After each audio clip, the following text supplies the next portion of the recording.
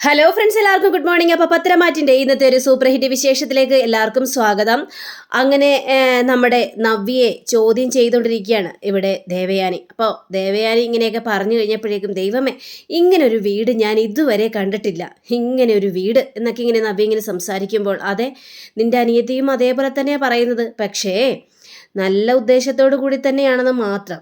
ഇവിടെ പലരോടും ചോദിച്ചാൽ അറിയാം, ഏറ്റവും ശാന്തിയും സമാധാനവും സന്തോഷവുമുള്ള വീടാണ് ഈ വീടെന്ന് എല്ലാവർക്കും അറിയാം എന്ന് പറഞ്ഞപ്പോഴേക്കും, അയ്യോ, അതൊക്കെ എൻ്റെ അനിയത്തിയുടെ മനസ്സിലിരിപ്പ്. പക്ഷേ എനിക്ക് ഈ വീട് ഒരു ഭ്രാന്താശുപത്രിയായിട്ടാണ് തോന്നുന്നത്. ദേ, ഒരു അടിമത്തം, എന്നെ ചങ്ങലക്കിട്ടിരിക്കുന്നു, ജയില് എന്നൊക്കെ പറഞ്ഞുകൊണ്ട് നവ്യ ഇങ്ങനെ വല്ലാത്ത രീതിയിൽ സംസാരിക്കുകയാണ്. ഇതൊക്കെ കേട്ട് കഴിഞ്ഞപ്പോഴേക്കും ദേവയാനിക്ക് ആകെ ദേഷ്യം വരികയാണ്. എന്തു പറയണം ഏത് പറയണമെന്ന് അറിയാൻ പാടാത്തൊരവസ്ഥ. അതെ, എന്തായാലും നിങ്ങളുടെ ഒന്നും അടിമയായിട്ട് കഴിയാനായിട്ട് എന്നെക്കൊണ്ട് പറ്റില്ല. സ്വന്തം മകൻ തെറ്റ് ചെയ്തിട്ട് പോലും ദേ എൻ്റെ അനിയത്തി അവളുടെ ഭർത്താവ് തെറ്റ് ചെയ്തിട്ട് പോലും സപ്പോർട്ട് ചെയ്തുകൊണ്ടിരിക്കുക. അവനെതിരെ ഒരു തീരുമാനം പോലും എടുക്കാനായിട്ട് അവൾക്ക് കഴിയുന്നില്ല. പക്ഷേ ഞാൻ അങ്ങനെയല്ല എന്നും പറഞ്ഞുകൊണ്ട് നവ്യ അവിടുന്ന് പോവുകയാണ്. അപ്പോഴേക്കും ജലജയ്ക്കാകെ കലി വന്നിട്ട് ദേവേൻ്റെ അടുത്ത് ചെന്ന്, എന്തിനാ ഏട്ടത്തി എന്നെക്കൊണ്ട് ഇവിടെ എല്ലാ ജോലിയും ചെയ്യിപ്പിക്കുന്നുണ്ട്, നിങ്ങൾ പറയുന്ന എല്ലാ ജോലിയും ഞാനും എൻ്റെ മോനും ചെയ്യുന്നുണ്ട്, പിന്നെ എന്തിനാണ് നവ്യ ഇങ്ങനെ ചൊടിപ്പിക്കുന്നത് എന്ന് ചോദിക്കുമ്പോൾ, ചൊടിപ്പിക്കോടി, ഞാൻ അവളെ ഇനിയും ചൊടിപ്പിക്കും. എന്താ, നിനക്ക് എന്തെങ്കിലും ബുദ്ധിമുട്ടുണ്ടോ? ബുദ്ധിമുട്ടുണ്ടെങ്കിലേ നീ നിന്റെ മരുമകളോട് എല്ലാ സത്യങ്ങളും തുറന്നു പറ, അതോടെ ആ ബുദ്ധിമുട്ടുകളൊക്കെ മാറിക്കോളും, പറഞ്ഞ മനസ്സിലായോ എന്നിങ്ങനെ പറഞ്ഞുകൊണ്ട് ദേവയാനിയും പോവുക. അപ്പോൾ ജലജയ്ക്കാണെങ്കിൽ കാലി വന്നിട്ട് അന്ന് ഈ കറികളൊക്കെ എടുത്ത് അവരുടെ മോന്നൊക്കെ ഒഴിക്കാനുള്ളൊരു ദേഷ്യം നമ്മുടെ ജലജയ്ക്കുണ്ട്. അങ്ങനെ നമ്മുടെ അബിയെ കാണിക്കുകയാണ്. അബിയാണെങ്കിൽ കാറ് കഴിയും അടുത്തു.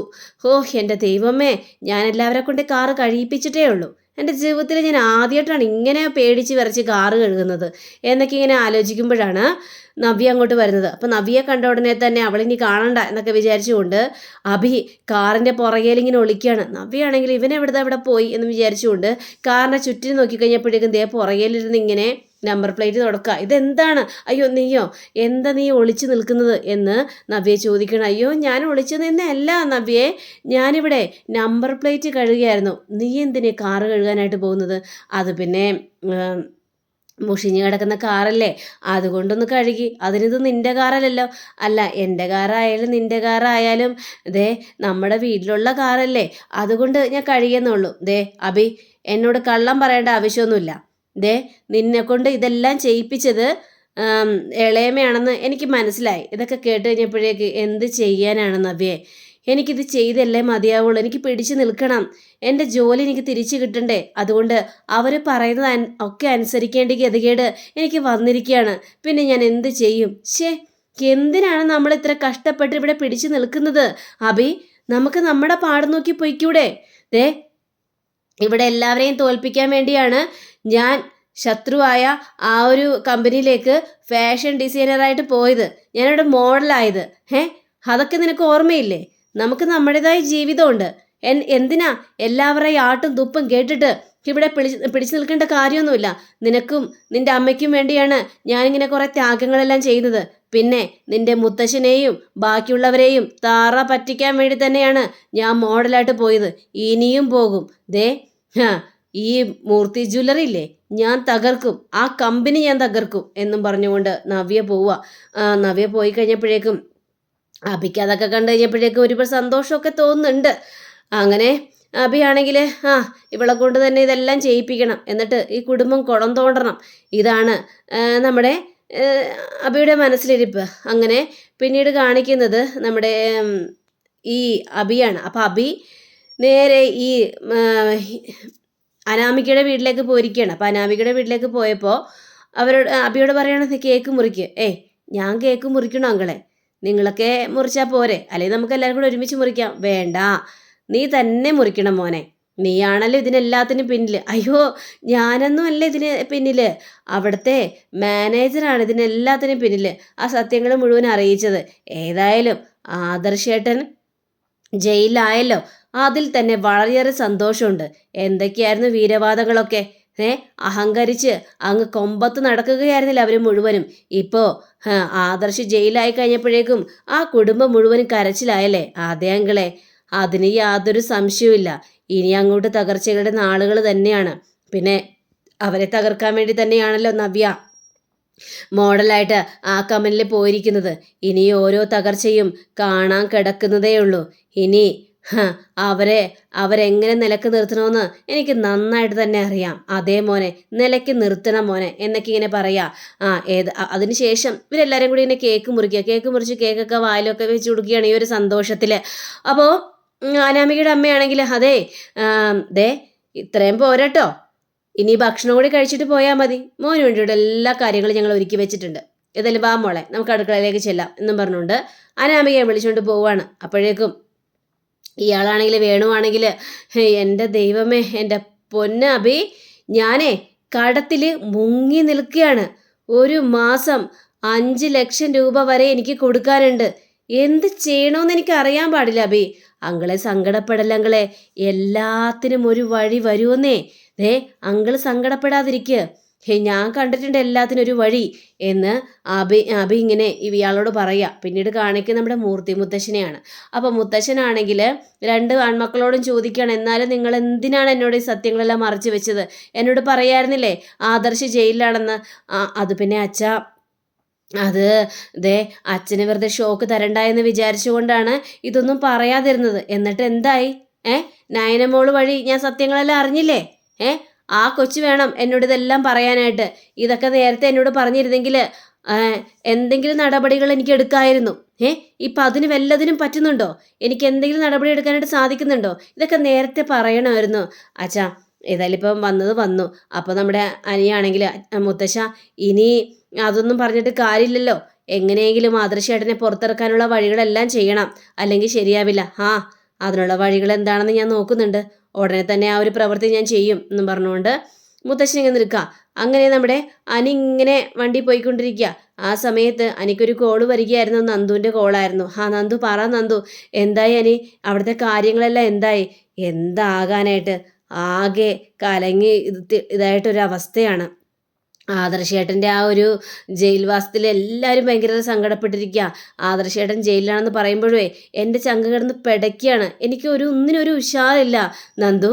എൻ്റെ ഏട്ടൻ ഇനി പുറത്തു വന്നാൽ മാത്രമേ എനിക്ക് സന്തോഷം ഉണ്ടാവുള്ളൂ. അല്ലാതെ ഒരു സന്തോഷം എൻ്റെ മനസ്സിലേക്ക് വരുന്നില്ല. സങ്കടപ്പെടല്ലേ. എന്ത് ചെയ്യാനാണ്? ഞാനും ഇങ്ങനൊരു അവസ്ഥയായി പോയല്ലോ. എനിക്കൊന്നും ചെയ്യാൻ പറ്റാത്തൊരവസ്ഥയായല്ലോ. നീ ഇപ്പം എന്ത് ചെയ്യാനാ? ഗൾഫിൽ കിടക്കണ ആദർശേട്ടൻ ജയിലിലാണല്ലോ. ആദർശേട്ടനെ പുറത്തിറക്കാനും നിനക്ക് പറ്റില്ലല്ലോ, നീ പോലീസ് ഓഫീസർ ആണെങ്കിലും. ഇനി എന്ത് ചെയ്യണമെന്ന് മുത്തശ്ശൻ വിചാരിച്ചാലേ കാര്യങ്ങൾ നടക്കുള്ളൂ. അവരെയൊക്കെ വിളിച്ച് കുറേ കോണ്ടാക്റ്റൊക്കെ ചെയ്യുന്നുണ്ട്. ഇനി എന്ത് ചെയ്യണമെന്ന് അറിയാൻ പാടില്ല. പിന്നെ നിൻ്റെ ചേച്ചിയില്ലേ നവ്യേച്ചി, ആ നവ്യേച്ചിയുടെയാണ് കൂടുതൽ സഹിക്കാൻ പറ്റാത്തത്. ഓരോ കാര്യങ്ങളും പറഞ്ഞുകൊണ്ട് നയനേട്ടത്തിയുടെ മുന്നിലേക്ക് വന്ന് മനസ്സ് കിടന്ന് വിഷമിപ്പിക്കും. നവ്യേച്ചി ഒരു സത്യവും അറിഞ്ഞിട്ടില്ലല്ലോ. അവരറിഞ്ഞു കഴിയുമ്പോഴായിരിക്കും ശരിക്കും പൊടി പൂരം സംഭവിക്കാനായിട്ട് പോകുന്നത്. എന്ത് ചെയ്യാനാണ് അനി? നമുക്ക് നവ്യേച്ചിനോടൊന്നും പറയാനായിട്ട് പറ്റില്ലല്ലോ.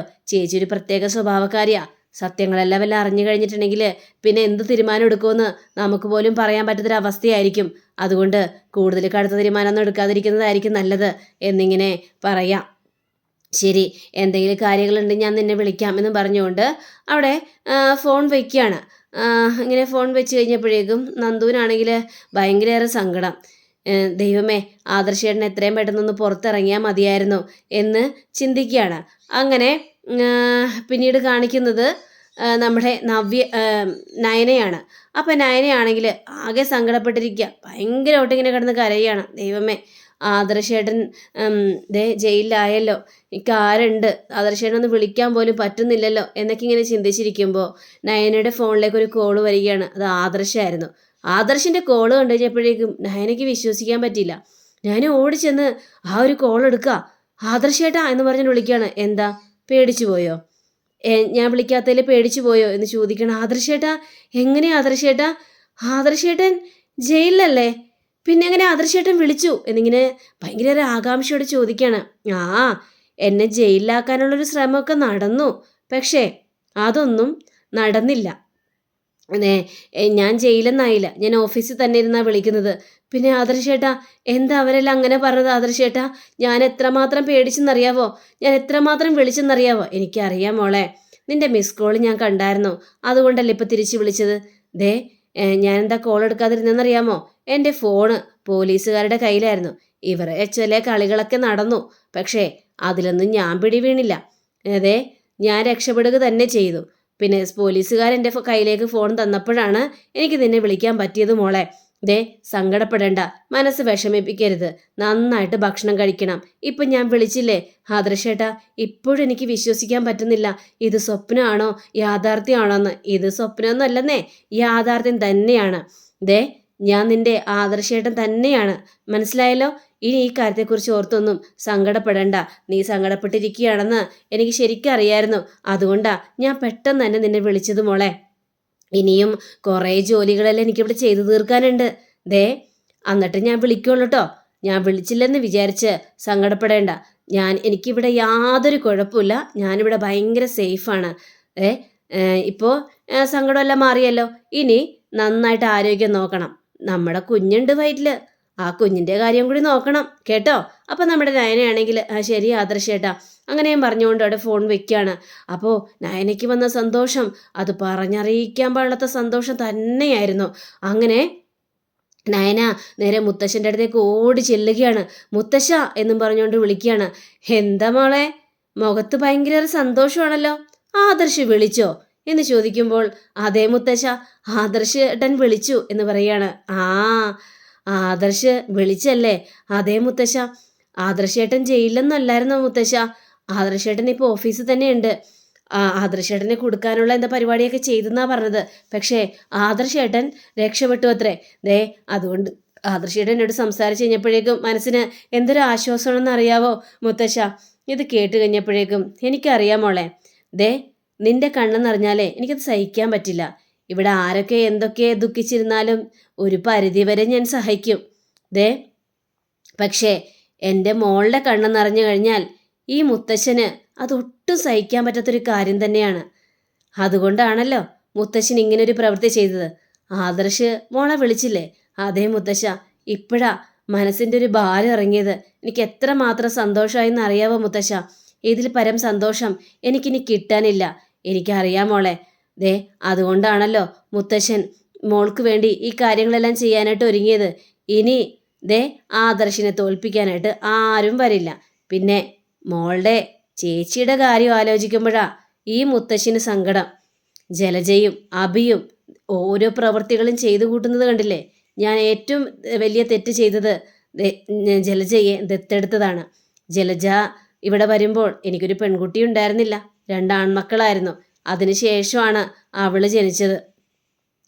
പിന്നെ ജലജയെ നെഞ്ചോട് ചേർത്താണ് എൻ്റെ ഭാര്യ വളർത്തിയത്.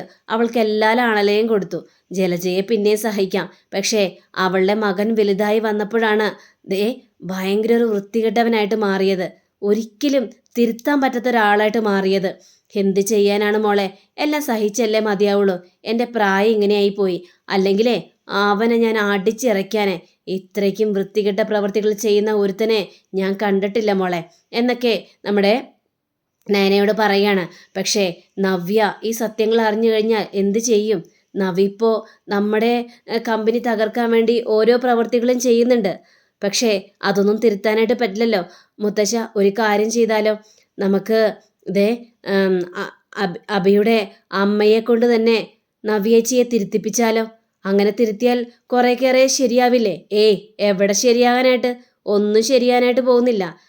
ജലജ പറഞ്ഞാലോ അഭി പറഞ്ഞാലോ നവ്യ എന്നെ കേൾക്കുമെന്ന് എനിക്ക് തോന്നുന്നില്ല. മൂർത്തീസ് കമ്പനി തകർക്കണമെന്ന് തന്നെയാണ് അവളുടെയും ആഗ്രഹം. അതുകൊണ്ട് തന്നെ അവളത് തന്നെ ചെയ്യും. അല്ലെങ്കിൽ ഇതിൽ നിന്ന് പിന്മാറാൻ നമ്മൾ അവളോട് സത്യം തുറന്നു പറയേണ്ടി വരും. അങ്ങനെ സത്യം തുറന്നു പറഞ്ഞു കഴിഞ്ഞാൽ എന്താ സംഭവിക്കാൻ പോകുന്നതെന്ന് മോൾക്കറിയാലോ. ഇത് കേട്ട് കഴിഞ്ഞപ്പോഴേക്കും നയന ആകെ ഞെട്ടി നിൽക്കുക. അപ്പം അങ്ങനെയും കാണിച്ചുകൊണ്ടാണ് നമ്മുടെ ഇന്നത്തെ റിവ്യൂ ഇവിടെ അവസാനിച്ചിരിക്കുന്നത്. അടുത്ത റിവ്യൂവിനെ കാത്തിരിക്കുക, സബ്സ്ക്രൈബ് ചെയ്യുക. എല്ലാവർക്കും നല്ലൊരു ദിനം ആശംസിച്ചുകൊണ്ട് തന്നെ നമസ്കാരം. Thank you. ബൈ.